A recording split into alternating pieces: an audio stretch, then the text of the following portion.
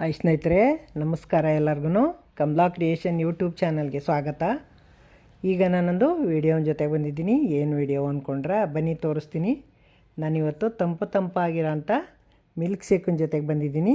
ಬನ್ನಿ ನೋಡೋಣ. ಈಗ ಮಿಲ್ಕ್ ಶೇಕ್ ಮಾಡೋಕ್ಕೆ ಏನೇನು ಬೇಕು ಮಾಡೋ ವಿಧಾನಂಗೆ ನೋಡ್ಕೊಂಬರೋಣ ಬನ್ನಿ. ನೋಡಿ ಎಷ್ಟು ಚೆನ್ನಾಗಿದೆ ಅಂತ. ಈಗ ನೋಡಿ ನಾನೀಗ ಏನೇನು ಸಾಮಾನು ತೊಗೊಂಡಿದ್ದೀನಿ ಮಿಲ್ಕ್ ಶೇಕ್ ಮಾಡೋಕ್ಕೆ ಅಂತ ತೋರಿಸ್ತಾ ಇದ್ದೀನಿ. ನೋಡಿ ಕಾಯಿಸಿ ಆರಿಸಿರೋ ಹಾಲು 1 ಲೋಟ, 4 ಸ್ಪೂನು ಸಕ್ಕರೆ, 1 ಸ್ಪೂನು ಹುರಿದಿಟ್ಕೊಂಡಿರೋ ಗಸಗಸೆ, 2 ಏಲಕ್ಕಿ. ನೋಡಿ ಇಲ್ಲಿ ಎಲ್ಲನೂ 15 ಹಾಕ್ಕೊಂಡಿದ್ದೀನಿ. 15 ದ್ರಾಕ್ಷಿ, 15 ಬಾದಾಮಿ, 15 ಗೋಡಂಬಿ, ಈ ಥರ ಹಿಂಗೆ ಹಾಕ್ಕೊಂಡಿದ್ದೀನಿ. ಎಲ್ಲನೂ 20ರಿಂದ 30 ನಿಮಿಷ ನೀರಲ್ಲಿ 3-4 ಸಲ ನೀರಲ್ಲಿ ತೊಳೆದು ಚೆನ್ನಾಗಿರೋ ನೀರು ಹಾಕಿ ನೆನೆಸೋಕ್ಕಿಟ್ಟಿದ್ದೀನಿ.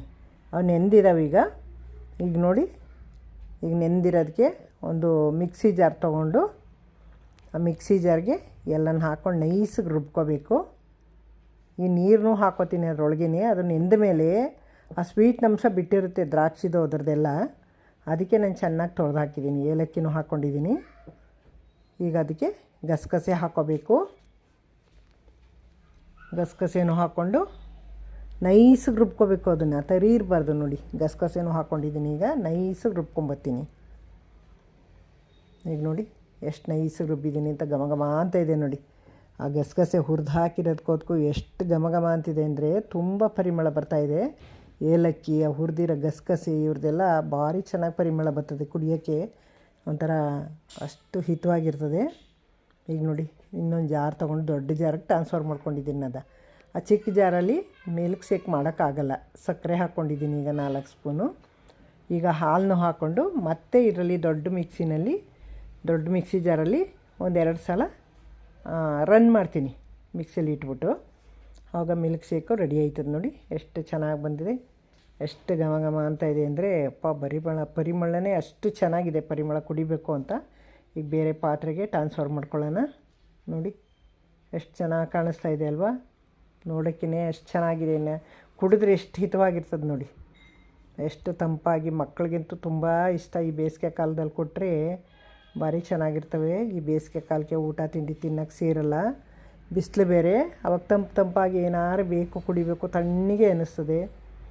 ಆವಾಗ ನಮಗೆ ತಣ್ಣಗಿರೋದು ಏನಾದ್ರು ಕೋಲ್ಡಾಗಿ ಬೇಕು ಕುಡಿಬೇಕು ಅನ್ನಿಸ್ತದೆ. ಅದಕ್ಕೆ ಈಗ ನೋಡಿ ಇದನ್ನು ಫ್ರಿಡ್ಜಿಗೆ ಇಡ್ತೀನಿ. ಒಂದು ಅರ್ಧ ಗಂಟೆ ಫ್ರಿಡ್ಜಿಗೆ ಇಟ್ಬಿಟ್ಟು ಕೋಲ್ಡ್ ಆದಮೇಲೆ ಅದನ್ನು ಸರ್ವ್ ಮಾಡ್ತೀನಿ. ನಿಮಗೇನಾದ್ರು ಅರ್ಜೆಂಟು ನಮಗೆ ಫ್ರಿಡ್ಜಿಗೆ ಇಡೋಕ್ಕೆ ಟೈಮ್ ಇಲ್ಲ ನನಗೆ ಅಂದರೆ ಹಾಗೆ ಕುಡೀರಿ, ಏನು ಚೆನ್ನಾಗಿರುತ್ತೆ. ಅದು ಎಂಥ ತೊಂದರೆ ಇಲ್ಲ. ತಣ್ಣಗಿರೋ ಹಾಲು ಹಾಕಿ ಮಾಡಿರ್ತೀವಲ್ಲ, ತಣ್ಣಗೆ ಇರುತ್ತೆ.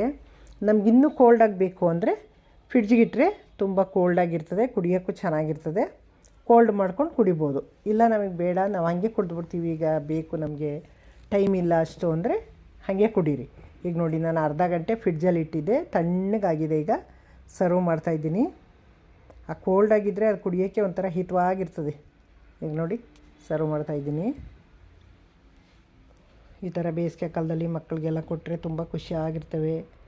ದೊಡ್ಡವ್ರಿಗೂ ಅಷ್ಟೇ, ಚಿಕ್ಕ ಮಕ್ಕಳಿಂದ ಹಿಡಿದು ದೊಡ್ಡವರು ವಯಸ್ಸಾದವ್ರವ್ರಿಗೂ ಕೊಟ್ಟರೆ ತಂಪಾಗಿರ್ತದೆ. ಕುಡಿಯೋಕ್ಕೂ ಒಂಥರ ಚೆನ್ನಾಗಿರ್ತದೆ. ಈ ಥರ ಮಾಡಿಕೊಂಡು ಕುಡೀರಿ ದಿನ ಒಂದೊಂದು. ಈಗ ನೋಡಿ ಈಗ 8-8:30 9 ಗಂಟೆಗೆಲ್ಲ ತಿಂಡಿ ತಿಂದಿರ್ತೀವಿ. ಹೊಟ್ಟೆ ಹಸಿತ್ತಲ್ವ, ಒಂದು 11-11:30 ಏನಾದ್ರು ಸ್ನ್ಯಾಕ್ಸ್ ತಿನ್ನಬೇಕು ಅನ್ನಿಸ್ತಾ ಇರ್ತದೆ. ಈಗ ಬೆಳಗ್ಗೆ ಬೇಗ ತಿಂಡಿ ತಿಂದರೆ ಮಧ್ಯಾಹ್ನ 1-1:30 ತನಕ ವೆಯ್ಟ್ ಮಾಡೋಕ್ಕಾಗಲ್ಲ. 11 ಗಂಟೆ 11:30 ಏನಾದ್ರು ಕಾಫಿ ಟೀ ಸ್ನ್ಯಾಕ್ಸು ಏನಾದ್ರು ಬೇಕು ಅನಿಸುತ್ತಲ್ವ, ಆ ಟೈಮಲ್ಲಿ ಈ ಥರ ಹಾಲು ಮಾಡಿಕೊಂಡು ನೋಡಿ ಈ ಥರ ಸೌತೆಕಾಯಿ, ಪಪ್ಪಾಯ ಹಣ್ಣು, ಒಂದು ದಿವಸ ಆಪಲ್ಲು, ಒಂದು ದಿವಸ ಬಾಳೆಹಣ್ಣು, ಅವೇನೂ ಇಲ್ಲ ಅಂತಂದರೆ ಕ್ಯಾರೆಟು, ಬೀನ್ಸು, ಗೆಡ್ಡೆಕೋಸು, ಈ ಥರದವೆಲ್ಲ ಇದು ಸಿಪ್ಪೆ ತೆಗೆದು ತೊಳೆದು ಹೆಚ್ಚಿಟ್ಕೊಂಡು ಈ ಥರ 1 ಲೋಟ ಮಿಲ್ಕ್ ಶೇಕ್ ಮಾಡ್ಕೊಂಡು ಕುಡಿದ್ರೆ ಎಷ್ಟು ತಂಪಾಗಿತವಾಗಿರ್ತದೆ ಗೊತ್ತಾ? ನೀವು ಡೈಲಿ ಮಿಲ್ಕ್ ಶೇಕ್ ಮಾಡ್ಕೊಂಡು ಕುಡಿಯೋಕ್ಕಾಗಲ್ಲ. ಒಂದು ದಿವಸ ಮಿಲ್ಕ್ ಶೇಕ್ ಮಾಡಿ, ಒಂದು ದಿವಸ ಮಸಾಲೆ ಮಜ್ಜಿಗೆ ಮಾಡಿ, ಒಂದು ದಿವಸ ರಾಗಿ ಗಂಜಿ ಮಾಡಿ, ಒಂದು ದಿವಸ ನಿಂಬೆಹಣ್ಣು ಜ್ಯೂಸ್ ಮಾಡಿ, ಒಂದು ದಿವಸ ಕಲ್ಲಂಗಡಿ ಹಣ್ಣು, ಈಗೇನು ಬೇಸಿಗೆ ಕಾಲದಲ್ಲಿ ತುಂಬ ಸಿಗುತ್ತೆ, ಕಲ್ಲಂಗಡಿ ಹಣ್ಣು ಜ್ಯೂಸ್ ಮಾಡಿ, ಮಿಣಿಕೆ ಹಣ್ಣು ಜ್ಯೂಸ್ ಮಾಡಿ, ಒಂದು ದಿವಸ ಬ್ಯಾಲ್ದ ಹಣ್ಣಿನ ಜ್ಯೂಸ್ ಮಾಡಿ, ಹೀಗೆ ಒಂದೊಂದು ಥರದ್ದು ಒಂದೊಂದು ದಿವಸ ಜ್ಯೂಸ್ ಮಾಡ್ಕೊಂಡು ಕುಡೀರಿ. ಈ ಥರ ಕುಡಿದ್ರೆ ಚೆನ್ನಾಗಿ ಹಿತವಾಗೂ ಇರ್ತದೆ. ಮಧ್ಯಾಹ್ನ ಅಚ್ಚುಕಟ್ಟಾಗಿ ಊಟನೂ ಮಾಡ್ಬೋದು, ಜೀರ್ಣಶಕ್ತಿನೂ ಆಗುತ್ತೆ. ಮತ್ತು ಮಧ್ಯಾಹ್ನ ಕಂಪ್ಲೀಟಾಗಿ ಹೊಟ್ಟೆ ತುಂಬ ಊಟ ಮಾಡಿ, ಸಂಜೆ ಊಟ ಮಾಡಿ, ಈ ಥರ ಮಧ್ಯಾಹ್ನ ಟೈಮಲ್ಲೆಲ್ಲ ಹಿಂಗೆ ನಮಗೆ ಬೇಕು ಅಂದಾಗ ಮಾಡ್ಕೊಂಡು ಕುಡಿಬೋದಲ್ವ. ನೋಡಿದ್ರಿ ಅಲ್ವಾ ನನ್ನ ವೀಡಿಯೋ ಎಷ್ಟು ಚೆನ್ನಾಗಿದೆ, ಹೆಂಗೆ ಮಾಡ್ಬೋದು ಅಂತ. ಈಗ ಹೊಸಬರು ನೋಡ್ತಾಯಿದ್ರೆ ದಯವಿಟ್ಟು, ತುಂಬ ಜನ ನೋಡ್ತೀರಾ ಸಬ್ಸ್ಕ್ರೈಬ್ ಆಗಿರಲ್ಲ, ದಯವಿಟ್ಟು ನೀವು ಸಬ್ಸ್ಕ್ರೈಬ್ ಆಗಿ ನೋಡಿ, ನಿಮಗೇನು ಚಾರ್ಜ್ ಬೀಳಲ್ಲ. ಹಳಬರಿಗೆ ವೀಡಿಯೋ ಇಷ್ಟ ಆಗಿದರೆ ಲೈಕ್ ಮಾಡಿ, ಶೇರ್ ಮಾಡಿ, ಕಮೆಂಟ್ ಮಾಡಿ, ಸಬ್ಸ್ಕ್ರೈಬ್ ಆಗೋದು ಮರಿಬೇಡಿ. ಸಪೋರ್ಟ್ ಮಾಡ್ತಾಯಿದ್ದೀನಿ, ನನಗೆ ಹೀಗೆ ಸಪೋರ್ಟ್ ಬೇಕು. ಇಷ್ಟೊತ್ತು ಗಂಟೆ ನನ್ನ ವೀಡಿಯೋ ನೋಡಿದ್ದಕ್ಕೆ ನಿಮಗೆ ಧನ್ಯವಾದಗಳು. ನೆಕ್ಸ್ಟ್ ಇನ್ನೊಂದು ಸೂಪರ್ ವೀಡಿಯೋ ತಗೊಬತ್ತೀನಿ. ನೀವು ಕಮೆಂಟ್ ಹಾಕಿ, ನಿಮ್ಮ ಅನಿಸಿಕೆ ಅಭಿಪ್ರಾಯಗಳು, ನಿಮ್ಗೆ ಏನು ಬೇಕು ಏನು ಬೇಡ ಅಂತ ನನಗೇನು ಗೊತ್ತಿರಲ್ಲ. ನೀವು ಕಮೆಂಟ್ ಹಾಕಿದ್ರೆ ನಾನು ಏನು ಬೇಕು ನಾನು ಮಾಡಿಕೊಡ್ತೀನಿ. Thank you.